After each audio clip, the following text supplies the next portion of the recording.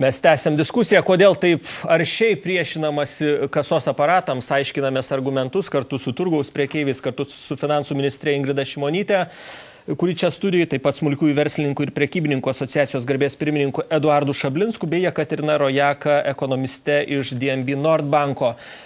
Ministrė, svarbiau matyta dalis, kai Eduardas kalbėjo apie tai, jog kiekvienam smulkiam prekybininkui kasos aparatas yra ir papildomos išlaidos, ir visokie techniniai dalykai aptarnavimo, ir jeigu suges ar kas, na, kaip tiem žmonėms iš tikrųjų. Jūs sutinkat, kad tai yra išlaidos papildomos kasos aparatas? Na, pirmiausia, grįžkime prie to, apie ką mes kalbame. Mes kalbame apie priekybą dengtose priekybos vietose. Ne miško vidury, ne kažkur pamiškiai, ne ant plento, o apie dengtas priekyvietės.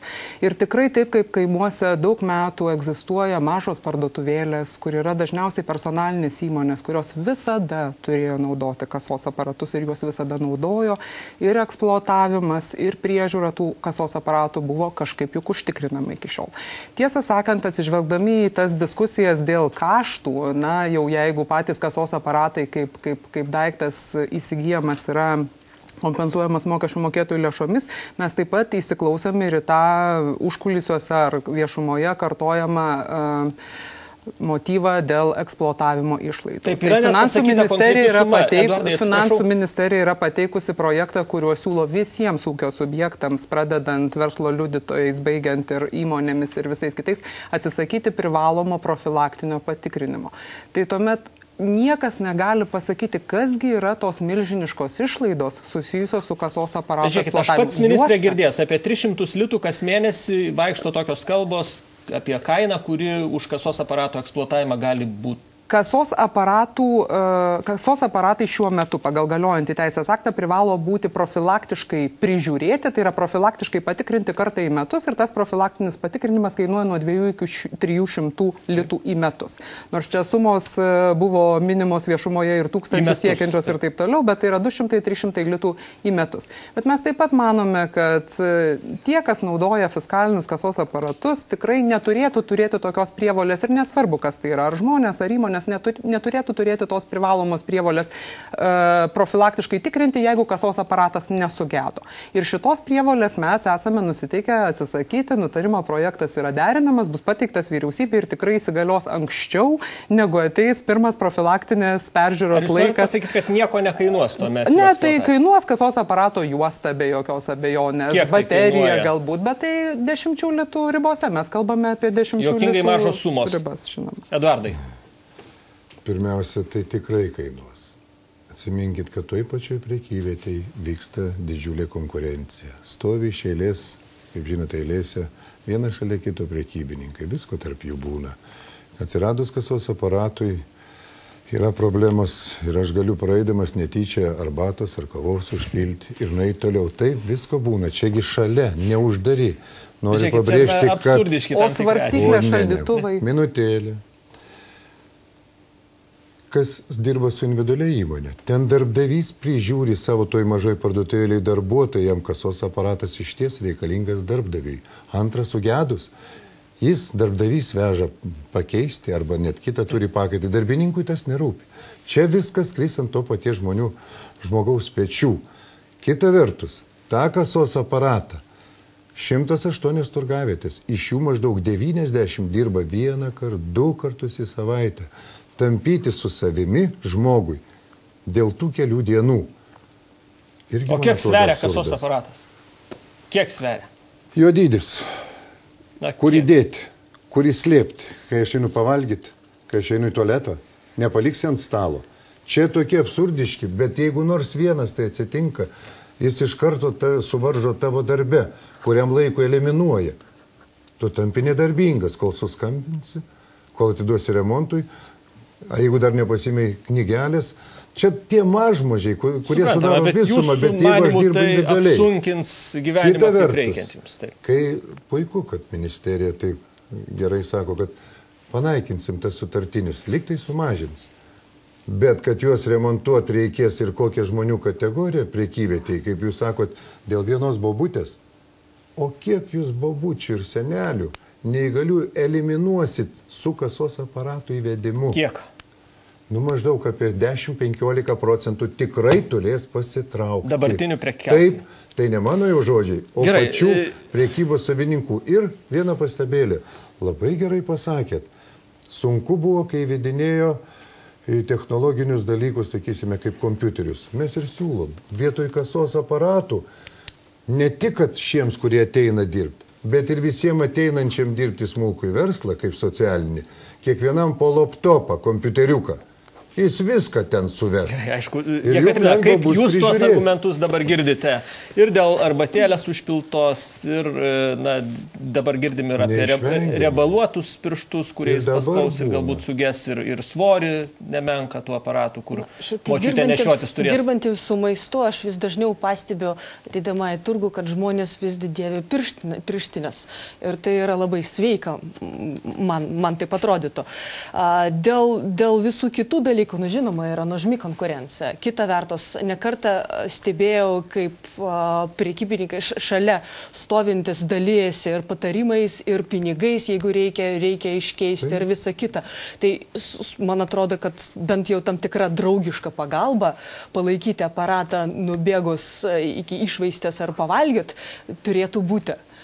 Ir netgi ir turgavietėse. Žinoma, visko būna, nieko negali neįmanoma viską nuspėti. Bet bendrai paėmus, vėlgi, ką paminėjo ponas Edvardas, ir su kuo aš visiškai sutinku, kad sąlygos turi būti vienodas visiems. Ir praktiškai, jeigu šiandien mes kalbam apie kasos aparatų įvedimą vien tik tai su maistu dirbantiems ir prekiaujantiems, turi būti numatyti žingsniai, kaip tokie pokyčiai turi apimti ir visas kitas sferas. Aš nesutinku su to visiškai, jūs teigiat, kad aš noriu to. Ne, jūs sakėt, kad sąlygos turi būti vienodas visiems. Ir praktiškai mes prie to turėtume ir prieiti. Sąlygos turi būti sudarytos vienodos visiems. Aišku, čia jūsų, Jekaterina, nuomonė. Ministrė, tai gal atsakykit smulkiesiems prekiautojams dėl tų niuansų visų su arbatėlėm ir taip toliau. Na, tikrai manau, kad labai norinti galima visokių čia tų scenarių prisigalvoti ir panašus motyvai buvo naudojami prieš 10 metų berods, kuomet vyko diskusija dėl kasos aparatų naudojimo mikroautobusuose. Tai pagal tą pačią logiką mikroautobusai turėtų būti išnykę nuo žemės paviršiaus, bet jie važinėja ir, kiek žinau, vairuotojai sugeba išduoti bilietą keleiviams. Dabar kalbant apie tuos, aš visus motyvus visada vertinu labai rimtai, bet reikėtų vis dėlto nuoširdžiai apie tai kalbėti. Dabar kalbant apie senus, neįgalius žmonės ir mažai raštingus žmonės ir taip toliau. Tai kyla tada labai paprastas klausimas, turint minty, kad šiandien kiekvienas klientas turi teisę pareikalauti išrašyti jam pardavimo kvitą. Ar ponas Šablinskas nori pasakyti, kad tiem žmonėms šiandien būtų lengviau skrebenti popierinius dokumentus, žiūrėti, kad būtų visi rekvizitai ant to dokumento tam, kad tą kvitą išduoti paprašytam klientui?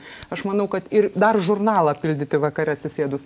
Manau, kad nieko panašaus. Kasos aparatas ir kasos kvitas yra kaip tik paprastesnis atsakymas ir žmogui, kuriam yra daug sudėtingiau pildyti popierius, kadangi... Eduardas sako, kad žmonių bent 10% iš šitos sistemos, prekybos sistemos turės išeiti. Bet tuomet aš keliu klausimą, kodėl tie žmonės yra šiuo metu sistemoje, kada bet kuris pirkėjas gali jų paprašyti išrašyti dokumentą, kuriame yra bent 7-8 privalomi rekvizitai. Kai reikia užpildyti žurnalą, bet tu negali garantuoti, kad neprašys, o jeigu prašys, ką darysi, pamesi prekes ir pabėgsi iš turgaus. Bet ministrė, tai negali būti, kad neprašys ir turint kasos aparatą ir tada jau tų apyvartų niekas nesugaus. Na, tiesą sakant, kada kasos aparatas privalomas naudoti, tuomet jau jis yra privalomas naudoti ir čia matyčiau labai didelę naudą ir patiem pirkėjam, ir turgui taip pat kaip tai vietai, į kurią pirkėjas norėtų ateiti ir sugrįžti. Todėl, kad tai garantuoja pirkėjui visiškai kitas teises, pakeičiant, gražinant nekokybiškas prekes, negu kad šiuo metu. Įtikino pirmininkė? Pasakysiu visiškai priešingai. Ne tik neįtikina, aš nenoriu, reikia kultūringai pasakyti. Šnekam visai ne į tą pusę.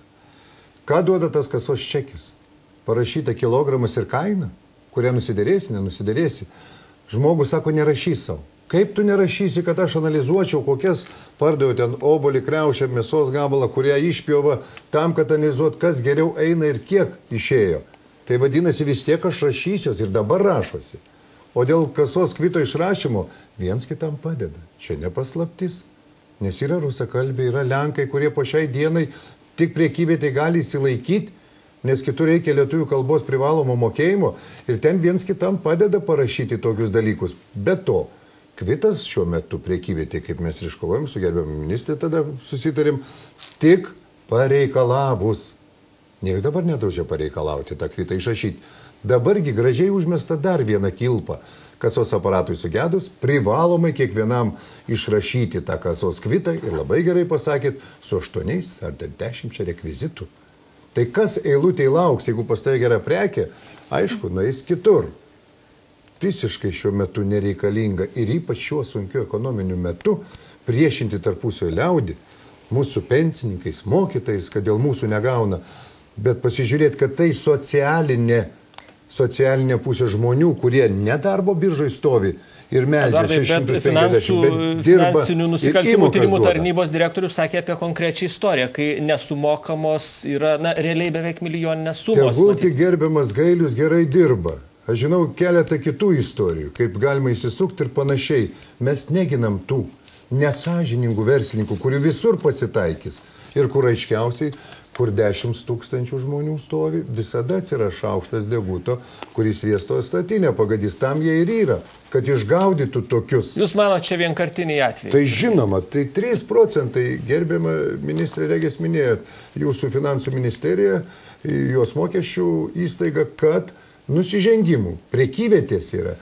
Nuo viso labo, visų tų šešėlių, tai yra 3%. Gerai, keliais sakiniais, ministrė. Rimta problema yra mokesčių nuslėpimas turguje, kai žmonės moka juokingas sumas, nors iš tikro apyvartos yra milijoninės. Tiesą sakant, aš tikrai labai nemėgstu įvairiais kaltinimais mėtytis, bet ką rodo tyrimai, kurie buvo atlikti tiesiog stebėjimo būdu mokesčių inspekcijos stebint prekybą turguose su kasos aparatais ir be kasos aparatų, tai tikrai nemanau, kad viena prekybos vieta yra medum patepta, o kita ne, bet apyvartos skiriasi gana įspūdingai, apyvartos skiriasi kartais. Ir visiškai neseniai čia buvo reportažas, kalbant apie PVM mokėtojo ribos padidinimą per nacionalinę televiziją, kuomet moteris prekiaujančios turguose pačios labai atvirai pasakė, per kiek laiko yra, vadinasi, padaroma, jeigu galiu tokį nekokį žodį pavartoti, 100 000 litų apyvartą, kuri gana gerai koreliuoja su mokesčių inspekcijos tyrimais. Todėl aš tikrai toli gražu nesilaikau prielaidos, kad visi slepia mokesčius ir bando jų išvengti, bet dar kartą grįžtu prie to paties, kad tiem, kurie moka visus priklausančius mokėti mokesčius ir dabar,